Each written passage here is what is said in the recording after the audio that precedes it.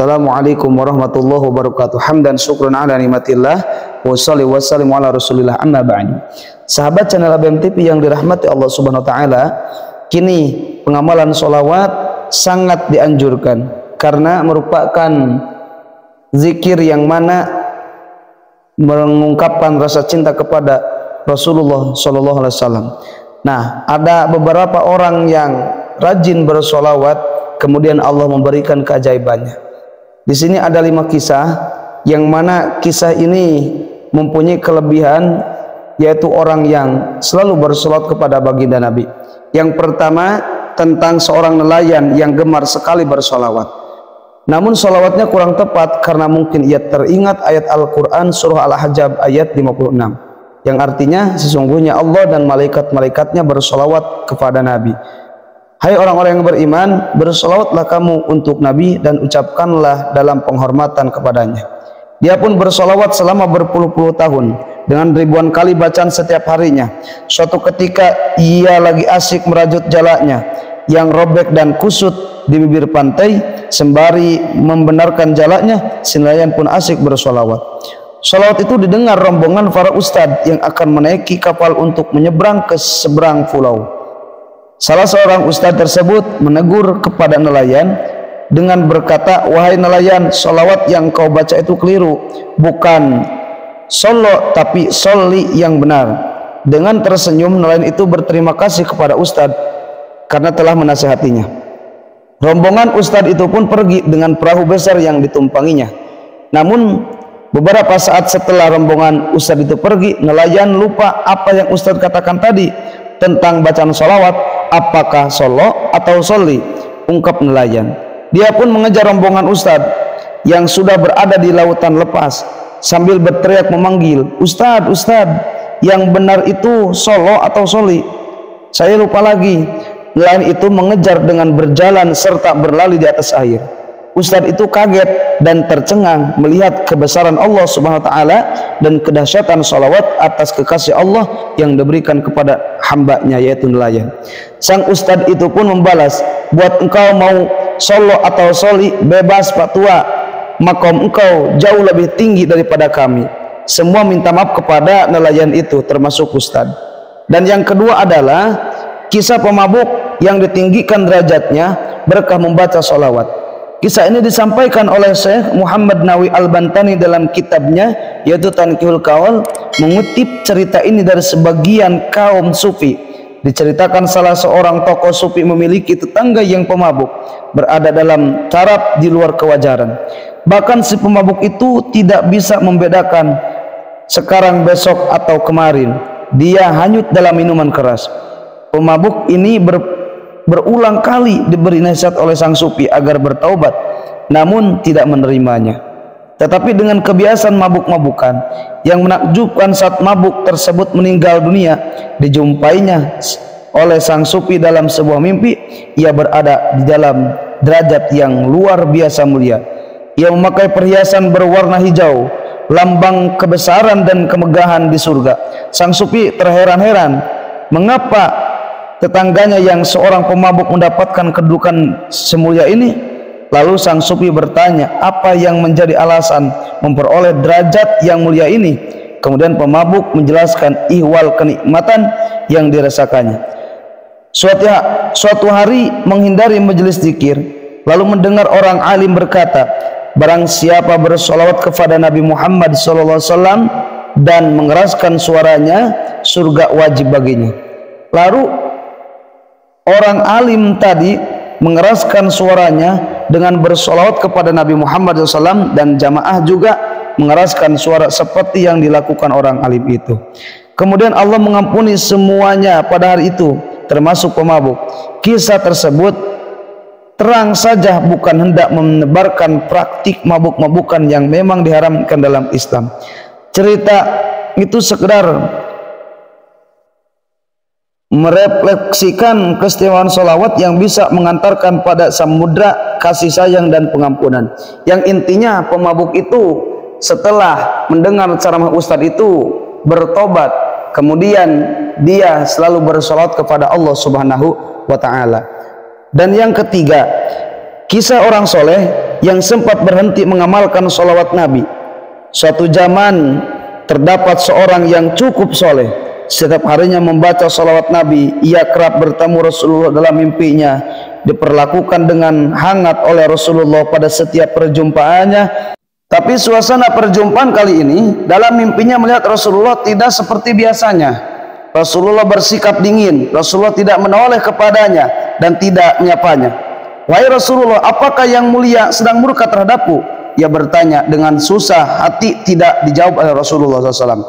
Tidak sudi memandangku karena aku tidak mengenalimu, kata Rasulullah. Lalu dijawab oleh seorang yang soleh tadi, bagaimana bisa yang mulia tidak mengenaliku, padahal aku salah seorang dari umatmu, ulama yang menjadi ahli waris yang mulia, yang meriwayatkan bahwa lebih mengenal umat yang mulia sendiri dibanding pengenalan ibu terhadap anaknya.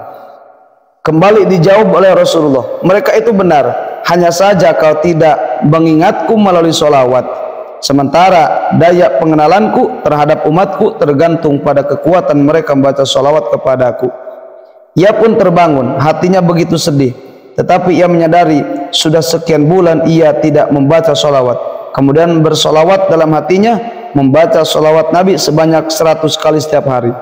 Ia kemudian membuktikan tekadnya dengan baik. Pada suatu malam ia bermimpi berjumpa dengan Rasulullah SAW. Dalam mimpinya ia disapa dengan hangat oleh Rasulullah SAW karena dia sudah mengamalkan sholawat. Yang keempat adalah ketika Al-Imam Sufyan Ats-Tsauri sedang tawaf mengelilingi Ka'bah, dia melihat seorang yang setiap kali ia mengingat kakinya saat melangkah senantiasa membaca salat atas Nabi Muhammad SAW. Karena penasaran, dia kemudian menyempatkan diri untuk bertanya sejenak, sejak awal engkau telah meninggalkan bacaan tasbih dan tahlil, lalu menggantinya dengan hanya mengucapkan salat atas Nabi, adakah alasan khusus bagimu dalam mengamalkannya ini? Tanya Al-Imam Sufyan Ats-Tsauri. Lantas orang itu berbalik bertanya, siapakah engkau? Semoga Allah mengampunimu. Sufyan Ats-Tsauri menjawab, aku adalah Sufyan Ats-Tsauri. Orang itu berkata, sungguh seandainya jika bukan karena engkau orang yang sangat istimewa, niscaya aku tidak akan memberitahukan rahasia kejadianku ini padamu. Berceritalah ia kepada Sufyan Ats-Tsauri, berawal ketika aku melaksanakan ibadah haji bersama ayahku, tiba-tiba ayahku meninggal dunia. Kulihat wajahnya tampak menjadi hitam kelam. Dalam keadaan penuh duka dan kaget, aku mengucapkan inna lillahi wa inna ilaihi rajiun, lalu kututup wajahnya dengan kain. Setelah itu aku memandikan dan mensolati jenazah ayahku. Karena terasa letih aku sempat tertidur. Kemudian aku bermimpi melihat seseorang yang wajahnya sangat tampan, wangi dan bercahaya, sangat bersinar-sinar. Aku melihat orang itu tiba-tiba mengusap wajah ayahku dengan tangannya yang penuh cahaya. Lalu kulihat wajah ayahku langsung berubah menjadi putih bercahaya. Saat orang yang tampan itu hendak pergi, dengan spontan aku bertanya kepadanya, wahai hamba Allah, siapakah engkau ini? Mengapa wajah ayahku berubah menjadi putih bercahaya seperti ini setelah sebelumnya hitam kelam? Orang itu menjawab, apakah kau tidak mengenaliku? Aku adalah Muhammad Rasulullah yang mempunyai mukjizat Al-Quran. Sesungguhnya ayahmu itu termasuk orang-orang yang telah melampaui batas, banyak berbuat dosa dan maksiat semasa hidupnya. Walaupun begitu, karena ia sering bersalawat kepadaku, saat sakaratul mautnya aku datang untuk memberi syafaat kepadanya. Setelah itu terbangun dari tidurku dan kulihat wajah ayahku benar-benar berubah putih, berseri, bercahaya, bersinar, sangat luar biasa. Itulah orang-orang pengamalan sholawat. Dan yang kelima yaitu kisah tragis pembenci sholawat. Hidup seorang pencinta Rasulullah, Abdullah bin Mubarak namanya. Napas yang dihembuskan yang tidak pernah lepas dari menyebut nama sang kekasih baginda Nabi Muhammad sallallahu alaihi wasallam. Mulutnya selalu bertasbih oleh ucapan sholawat. Suatu ketika ia didatangi tiba-tiba seorang itu begitu membenci bacaan sholawat yang terus didengungkan Abdullah. Ia menentang senjata tajam. Kalau berhadap-hadapan Abdullah, ia angkat senjatanya. Ia tarik lidah Abdullah. Lidah Abdullah terpotong, tergeletak di atas tanah. Abdullah merintih kesakitan. sang pemotong lidah itu berlalu, kemudian dengan bangga gembira dia itu berlari karena tak bakal ada lagi lantunan salawat yang mengganggunya. Dia sangat gembira. Tetapi para malaikat tidak diam. Ditulisnya peristiwa itu di waktu yang tak disangka-sangka. Kelak laknat Allah dihujamkan kepada sesuai kejadian kejam itu. Abdullah yang tidak bisa lagi membaca salawat dengan bahagia, tentu saja ia berkeluh kesah. Rasulullah kekasih yang selalu ia sebut namanya itu, mendengar keluh kesahnya itu, beliau hadir dalam mimpi Abdullah. Dengan didengarnya kisah mengerikan itu, kemudian inilah yang terjadi. Lidah Abdullah tersambung seperti sedia kala. Si pemotong lidah terkutuk itu pun langsung mendapatkan balasannya. Sang anak yang tak tega melihat penderitaan ayahnya berulang kali memohon maaf atas peristiwa itu kepada Abdullah. Ia memohon agar Abdullah memaafkan ayahnya. Ia akan tebus dengan bacaan salawat sepanjang hidupnya. Hati Abdullah bin Mubarak yang penuh belas kasihan menerima permohonannya, maka sang ayah sembuh seperti semula dan sang anak berjuang memenuhi janjinya, menghabiskan salawat bersamaan dengan setiap detak jantungnya.